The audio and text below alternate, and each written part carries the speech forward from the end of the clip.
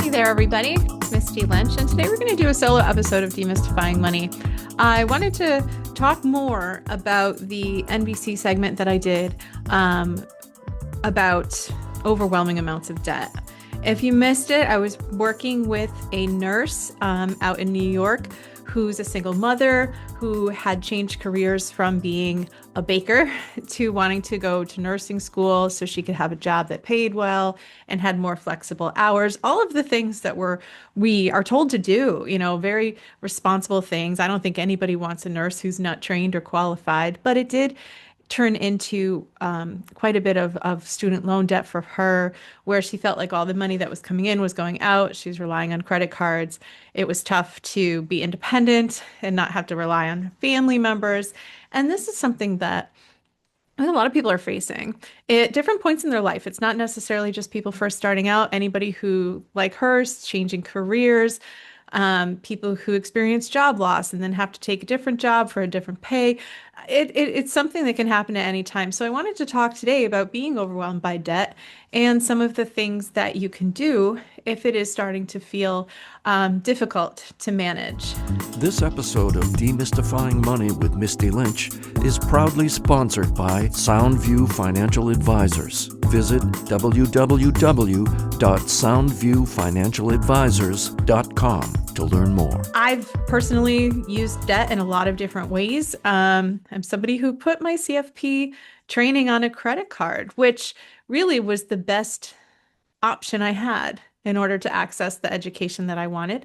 And a lot of us, when it comes to doing something, we do need to look, especially if we want to change where we are and where we want to get to. Sometimes that does require an investment. And so I do think that there's plenty of people who have debt. And I know a lot of times people talk about good debt or bad debt. And I think it is just important to look at it without judgment and not be so hard on ourselves if maybe the debt that we have isn't something that we would redo. Or if it's something that, maybe it was a impulsive credit card purchase. It's just important to look at it for what it is. So maybe you've got student loans or credit card debt and it eats up most of your paycheck, or you're trying to raise a child and keep your head above water. So if this sounds like you or somebody you love, hopefully this episode will be helpful for you. So debt doesn't just live on a spreadsheet. It lives in our minds, our body, and our relationship. It's in the pit of your stomach when the bills hit your inbox. It's the guilt of wanting a break, but knowing that you should work, that you should continuously try to get that extra money just to pay off debt. And it's also the shame that kind of keeps that little voice inside our head that says we've done something wrong. But the truth is, most of the people who I meet with that are overwhelmed by debt, they're not irresponsible. Mostly they're exhausted. They might have been making payments. They're trying, I don't know, people who, even with certain things like student loan debt, I haven't really talked to anybody who doesn't want to pay back what they borrowed. It's just the fact that the servicers and the payments and they're lower and then the interest keeps piling up and accumulating and then they end up owing double what they owe. It's just really difficult to get ahead when it comes to debt. And especially it's not easy for you to win if you've got high interest rates or confusing loan types that you're dealing with, along with the rising cost of living. So the first thing I want to do is take the shame and throw it out. You're not broken. You're not bad with money. You're just in a situation that's more common than you think that does require some more careful planning. So going back to the woman that I worked with in New York, she, like I said, is a single mom working as a nurse in New York City. She makes $63 an hour. So on paper, that sounds really good.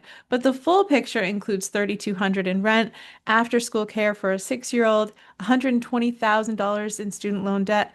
Half of it was private, half was federal, and $17,000 in credit card debt. And I know these numbers, they're big. And I think really, you look at what she wanted to do, she was stuck. She was working overtime, no time to breathe, no idea how to get out of it. And she is not alone. And that's what I think is important. We don't all talk about this. She was super brave to go on television and talk about this on a national broadcast. I mean, that's somebody who is like, yeah, this is me. I want to do better. I want help, and I'm willing to do whatever I have to figure it out. And she's doing essential work. She, nurses, teachers, social workers, a lot of these careers require a high level of education, expensive educations, and they find themselves in a similar trap. So the first thing we talked about together was simple, but pretty powerful and important. We got really clear on the numbers, not with any shame or judgment, really just the facts. I needed to know exactly how much is coming in each month. Needed to know what her fixed expenses that don't fluctuate are. That includes her housing, the minimums on her debt, her child care. And then we looked at some of the variable expenses that shift, like groceries and personal care, gas, things like that that go up and down every once in a while, just to kind of get a better sense of how much it costs to be her. And then we built a basic budget. And this is a word that I've had people tell me not to even use the word budget. Um, it's not necessarily about restriction or cutting, but it's really important if you want to get out of debt or you want to stop relying on credit cards to know how much money is there, how much is left, and then also if you really can't afford your lifestyle, where you live, all of these things, then sometimes we do have to either make more money or make some other adjustments to figure out how to close that gap. We can't fix the things that we can't face. If you're feeling overwhelmed, this is the first step for you too. You can't wait till the perfect moment. You can't wait. You have to just start looking at what's those real numbers and then figure out, okay, that's where you're at. And then you can think about where you want to go. But if we can't measure it and we don't know it, then it's going to be really hard to make any measurable change. And the next thing that we did, which was shocking to Jade, was look at her debt and what it consisted of. So only half of her student loans were eligible for forgiveness, but she was a public servant. So we talked about public service loan forgiveness, which is something that is available for some federal loans after 10 years of payments under an income-driven plan. It's only, you have to go online. You can find out if your employer is eligible for this. It is still, as of, of September 2025, still exists and it's still available for public service professionals. And it was something that could be really impactful for her. Her private loans are different. There's no forgiveness options when you have private student loans or private credit card debt, but there are potentially refinancing options and things that we could look at. So knowing what kind of debt changes everything. If you're somebody who's a nurse, a teacher, a government employee, you might want to check for some programs that could eliminate all of your federal student loan debt after a certain number of years in qualifying payments. So we made sure that we enrolled her in an income-driven payment plan, submitted her certification from her employer for public student loans, and now she's on track to get those loans forgiven. Which will be a huge relief. And she is still making, consistent payments, but it's really helpful, especially those people who are doing those jobs that we need so desperately for people to go into those fields and do. Next, we looked at her credit card debt, which at $17,000 can balloon very fast. We needed to identify the highest interest rate on the cards.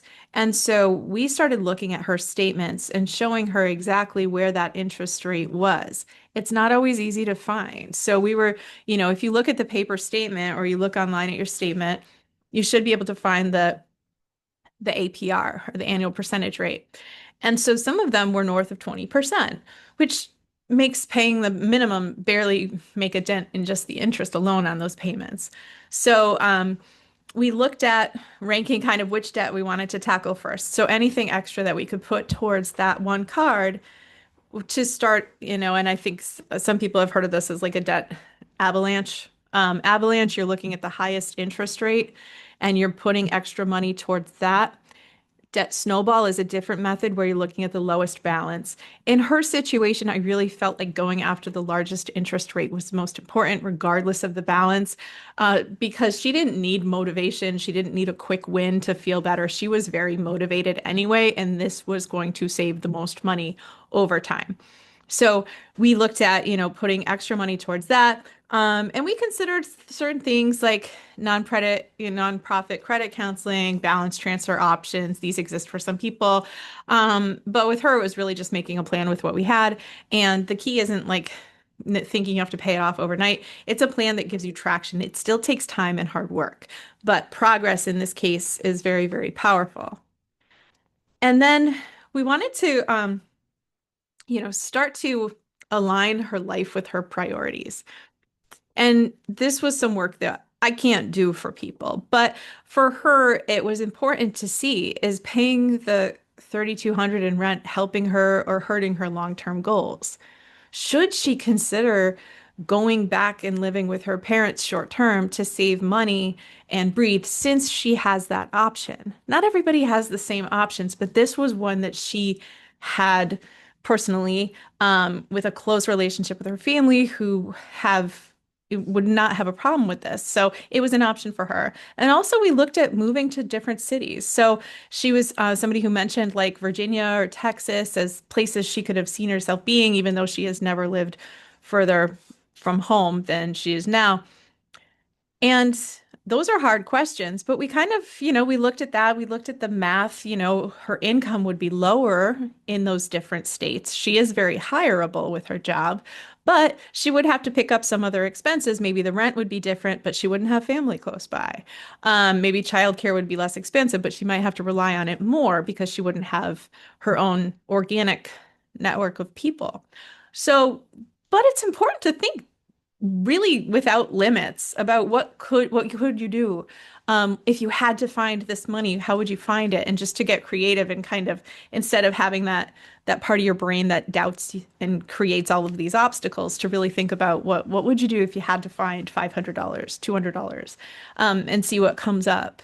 And these were hard questions, but when you're drowning in debt, it's easy to feel like every day is just about surviving, but you have to pause, you have to zoom out, and you have to really consciously start to build the life that actually works for you. It's not very motivating to just have the goal of not being in debt anymore. There needs to be a bigger picture goal that will keep you motivated towards that. Maybe that's financial stability. Maybe that's sending your daughter anywhere she wants to go for college. Maybe it's home. Maybe it's living where you want to live. Maybe it's being able to travel with friends. Whatever that is for you. It's really important to take some time to think about that and how getting out from under, the debt burden can help you get there and what that might feel like. And not every solution is perfect. There's pros and cons for a lot of things, but smaller shifts, kind of looking at the budget, taking a minute to see if you're doing the things that you want to do or if you don't enjoy them. And that's where things like lifestyle creep can come in, especially for people who might be financing most of their expenses on like a credit card right now. Maybe it feels like everybody's going out to dinner 3 times a week. Maybe it feels like everybody's going to this concert, even if the tickets are $1,000. It might feel like everybody is traveling, but what is important to you? And everybody might be in a different situation. And also, you know, you're looking at the highlight reel of somebody else's life when you go on social media. You're not necessarily seeing how much they're dealing with if they're crying when the credit card bill comes. We don't see those things. Those are not there. So it's so important to figure out what matters to you and to be very mindful of what doesn't matter to you as well. So, here are some final thoughts that I want you to consider when you're feeling overwhelmed by debt. The first thing would be to clarify everything that's going on first. Track your income and expenses. Start small, but you can start. In this case, she had a job where she could pick up overtime hours that are very lucrative. So for her, maybe picking up additional income is more beneficial than trying to cut expenses that can't be cut much more without a big lifestyle change. Maybe you don't have access to that, but there's things that you could think about once you actually know the math. And then know the types of debt that you're in. Um, if you have, depending on your bills, if you have, maybe you've been put in a penalty rate for one late payment on your credit card, if you kind of know what the debt is and what those interest rates are, you can reach out to these lenders. And this is something I did personally when I had a late credit card payment when I was on maternity leave. I wasn't even thinking about bills or what to pay. And all of a sudden, my low credit card that I'd had for years was thrown into like a 29% interest rate. So I called. And I could have been like, oh my God, I'm so embarrassed. I'm not going to reach out to them. But instead, like the worst thing they could tell me was like, no. And then I would have started to look around for other options or figured something out. But when I called and explained the situation and that I'd been a client for like 12 years or something at that point, they just changed it back. So if you know the numbers, because if I wasn't paying attention, I might not have noticed that for a while. So it's really important to kind of take a look at that and then see maybe there's better options for you. Um, so knowing those things are really important. And then also once you do know what you've got, attacking high interest debt, in my personal opinion, is the way to go. Every dollar counts. And so if you can start to eliminate the highest debt and then kind of move that extra payment once that card is gone down to the next one. I do think that will be the fastest way to do it, no matter what. Now, if it feels very motivating for you to pay off that last $500 of your student loan or of your car or whatever it is that maybe has the lower interest rate, you can go ahead. You can do it. It's fine. It's great. It feels so good to have those bills paid off. But if you have a lot and you're just trying to look at how do I do this in the most efficient way possible. I say go for the highest jet first. And then create goals that serve you. Don't look at your neighbors. Don't just look at Instagram. Be really, really aware of the fact that, like, this is something really new for us. We used to, it used to be keeping up with the Joneses and like driving by your neighborhood and who has the better car and lawn, which was like stuff that you could see with your two eyes, in your daily life. And now we're just inundated with like everybody's life. We can see so many things. So it's really difficult to kind of like not compare yourself to everybody, to this airbrushed filtered version of life that we're seeing. So try to be really clear on like you and what matters to you. And just kind of stay in that lane and like try to stay focused because it can be so easy to feel like, well, who cares? Everyone else is in it, but everybody else doesn't have the same financial situation. So it's really important to kind of do what you can and make sure that you're trying to achieve your personal goals because nobody else is going to really care too much about, what happens, if they're not, living with you or home with you. And debt can feel like it's stealing your future, but the truth is you can take a step back and with the right tools and the right amount of support. I've seen people get out from under hundreds of thousands of dollars in debt. It takes hard work. It is not easy, but it is possible. And if you don't know where to start, it could be a good time to look at some of those financial tools that are available through your workplace, or even reaching out to, a financial counselor or an educator to help, or a financial planner if you have access to one or the ability to. And just remember, when you talk to people about your finances, that they should be there to help you and not to judge. So I want to thank everyone for listening. If you enjoyed this episode, please feel free to like, share, and subscribe, and we'll talk again next week. Don't forget to share with friends and family, and together let's demystify the world of money. Knowledge is the key to financial empowerment.